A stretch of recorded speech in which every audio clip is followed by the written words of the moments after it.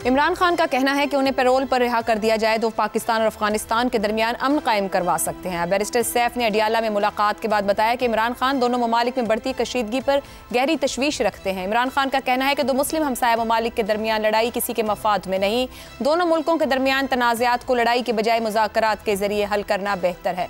इमरान खान की इस तजवीज़ के जवाब में राना सनाउल्लाह कहते हैं कि इमरान खान को ऑफर करने का सलीका भी नहीं है, उन्हें सियासत नहीं आती, गैर मशरूत तौर पर मुसल्लह अफवाज के साथ खड़े हों और उनके साथ हर किस्म के ताउन के लिए तैयार हूं। ये भी कहें कि ये जो मैंने खुद कुछ वजीर आला भेजा है, मैं इसे भी कहता हूं कि फौज के साथ खड़े हो और उनके साथ ताउन करो। ये सब वो कह देंगे तो फिर पैरोल पर रिहाई का रास्ता निकल सकता है।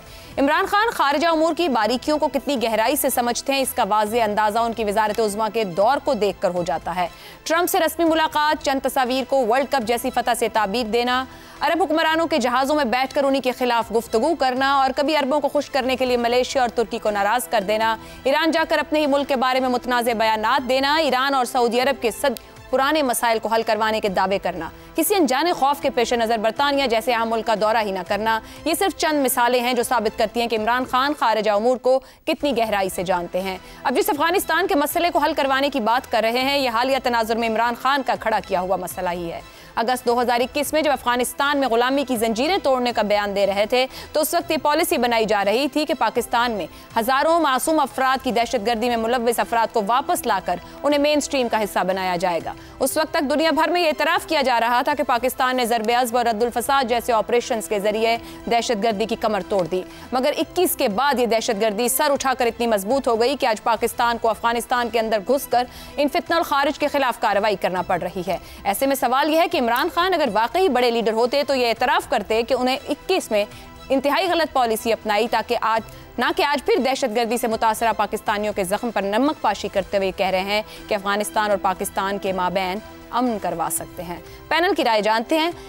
सवाल इस तरह से, 2021 फितना और खारिज को पाकिस्तान लाने की पॉलिसी, नतीजा पाकिस्तान अफगानिस्तान हालिया कशीदगी, माफी के बजाय बानी मसले का हल अपनी पैरोल पर रिहाई में देने लगे, भूल या अवाम के हाफजे को कमजोर समझ रहे हैं। जैगम साहिब।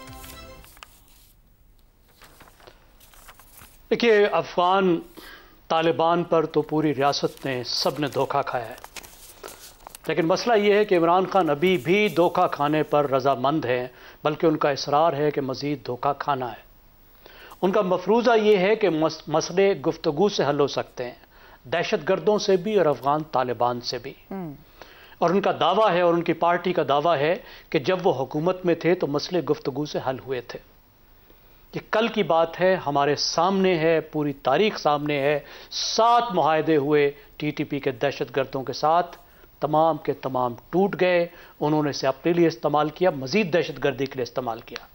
रियासत ने 2007 से 2010 तक जंगे करके सवात, शांगला, मालाकंड, वजीरिस्तान, फाटा के इलाके वापस किए और 2010 में जिन्होंने रियासतें कायम की थी, जब ताकत के साथ, फौजी कार्रवाई के साथ, ऑपरेशन के साथ ख़त्म की गई, तो उसके बाद 10 साल का एक अमन आया और इमरान खान ने उस अमन के दौर को इंजॉय किया जी।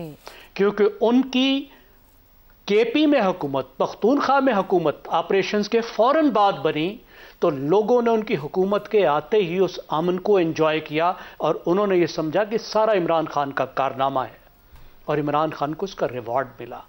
और ये एंजॉय इमरान खान ने भी किया। इसकी बिल्कुल वजह ये नहीं थी कि इमरान खान को बहुत ज़बरदस्त निगोशिएशंस कर रहे थे। अफगानिस्तान का भी वही मामला है। हमने पूरी कोशिश कर दी, वो अपने उस्तादों को नहीं मानते, वो मुफ्तियों को नहीं मानते, जिनसे पढ़कर गए उनको नहीं मानते, तो इमरान खान को क्या मानेंगे। दुरुस्त हो गया।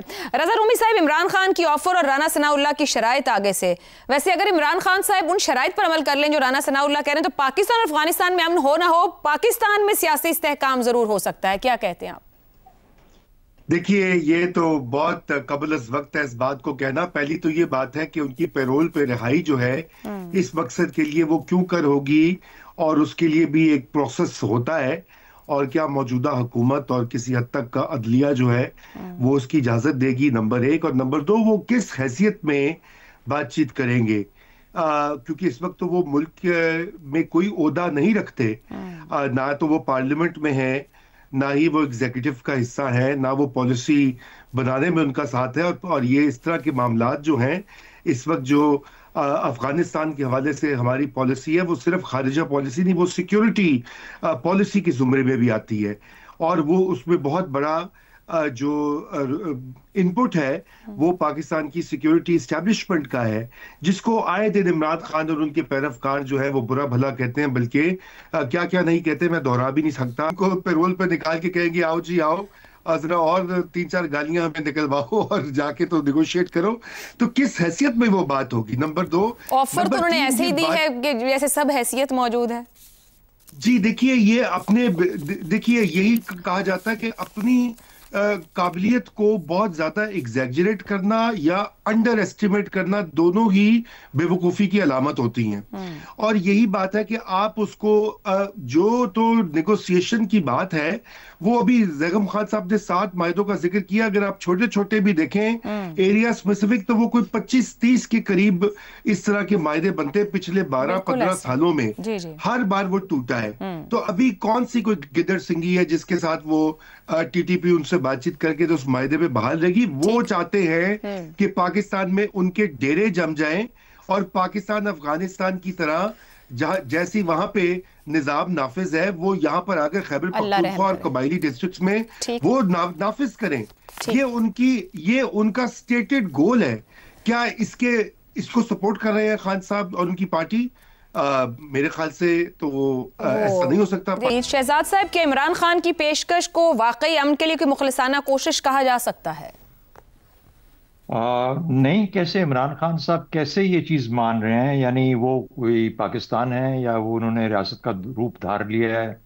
ये तो पाकिस्तान की रियासत के साथ अगर किसी ने मुज़ाकरात करने हैं तो करने हैं ना। पाकिस्तान की रियासत किसी के साथ मुज़ाकरात करेगी तो मेरा ख्याल है कि वो तो एक बिल्कुल ही एक अजीब सी फजूल सी बात है, उसकी कोई तुक नहीं बनती।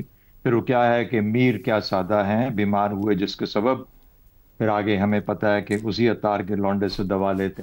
कहने का मतलब ये है कि इमरान खान साहब का आपके असल में सवाल में 2 हिस्से हैं। एक तो ये कि आप ये कह रही हैं कि Imran Khan as a foreign policy, उसके अंदर क्या क्या, सिर्फ फॉरेन पॉलिसी में नहीं, बेइंतहा बाकी चीज़ों में उसके दौरा इक़्तिदार के अंदर बहुत ज़्यादा गलतियाँ, कोताहियाँ और कजियाँ हमने देखी, जिसकी वजह से वो आज वहाँ बैठा है जहाँ बैठा हुआ। वरना अगर इसको 5 साल मुकम्मल करने दिए जाते पीटीआई को, जिस तरीके से ये चल रहे थे, अगर अपना रास्ता दुरुस्त ना करते, तो मेरा ख्याल है कि शायद ये सब कुछ जो हो रहा है इसकी भी जरूरत ना पड़ती। बहरहाल ये एक बात है जो हम करते हैं आमतौर पर, काफ़ी पॉपुलर है। लेकिन मेरा ख्याल है कि नहीं, इमरान खान ये काम शायद कर सकें, अगर मदद कर सकते हैं तो करें। मौलाना फजल रहमान कर सकते हैं, वो करें। लेकिन मदद क्यों चाहिए? पाकिस्तान की रियासत बजाते खुद इस काबिल है कि वो मामला को तय कर सके। मेरा ख्याल है इसमें कोई कन्फ्यूजन कभी नहीं आनी चाहिए। दूसरी बात, आपने कहा कि लोग लाए गए, यहाँ पे बसाए गए। चंद चीज़ें हैं, जैसे कि आप अगस्त 2022 का एक मीटिंग हुई जिसका कि जिक्र, मेरे अंदर तो इतनी ताकत नहीं है, मुझे यूँ लगता है आयशा कि या आप अपने प्रोग्राम से तंग आ गई हैं या आप हमसे तंग आ गई। इस किस्म के सवाल रख के आप हमसे वो बातें कहलवाना चाहती हैं जो कि गालिबन आज आसानी से नहीं कहे जा सकते। बात यह है कि अगस्त 2022 का मामला क्या था, ये तो शायद जो लोग उस मीटिंग में मौजूद थे वो बताएंगे। उसके बाद सारे मामलात हुए तो 2021 की बात नहीं ना, 2022 पीडीएम की गवर्नमेंट के अंदर उस वक्त ये हुआ। राना सनाउल्लाह साहब is on record to have stated this, let's be very clear about that.